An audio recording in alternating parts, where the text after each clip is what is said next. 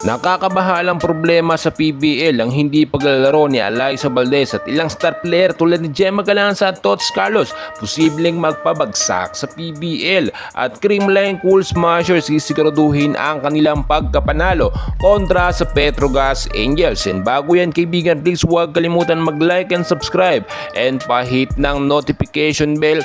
Maraming salamat po mga kaibigan. Hanggang ngayon po kasi ay marami pa rin ang nagtatanong at naghihintay kung kailan nga ba talaga makakapaglaro etong star player ng Creamline na si Alyssa Valdez.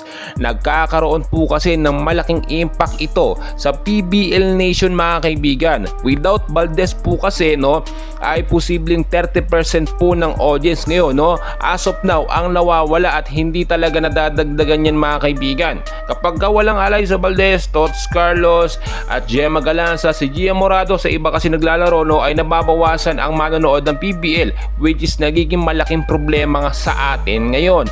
Samantalang ang pagbabangko naman sa bench dito kay Nina Wong ay nakakaapekto ng almost 20% ng mga audience na dapat inanonood po kapag walang star player, alam naman natin walang nanonood mga kaibigan sa stadium, sa arena, at sila lang talaga. Dati po ang laban ng Creamline Cool Smashers at ng Choco Mucho, punong-puno po talaga, umaabot po yan ng almost 30,000 audience in live po nanonood mga kaibigan.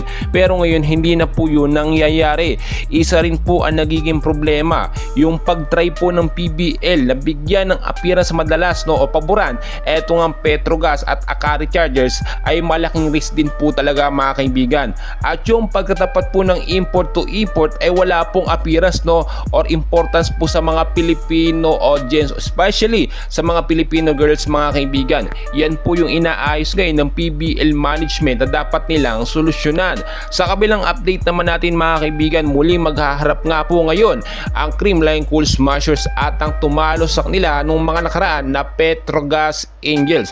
Sa panibagong sistema at first 6 lineup ng CCS ay makakasigurado tayo na mananalo na ang Creamline. Doon ang huling laban nila, very intense and crucial po talaga yung naging laban. Hindi naman talaga nahirapan or hindi naman talaga na olats etong CCS, bagkus nakapalag talaga sila sa Petrogas Angels. Yung pagkakataon na yon, walang star player, walang Alyssa Valdez, walang Gemma, walang Tots. Alam natin so far ito yung nagiging problema ngayon ng Creamline na naaayos na po nila mga kaibigan. Then sa mga susunod na laban ay nakabawi na ang CCS. Ito yung sinasabi ko sa iyo na i-rebuild po ng Creamline Cool Smashers na panibagong first 6 lineup nila, natatalo po sa Petrogas Angels.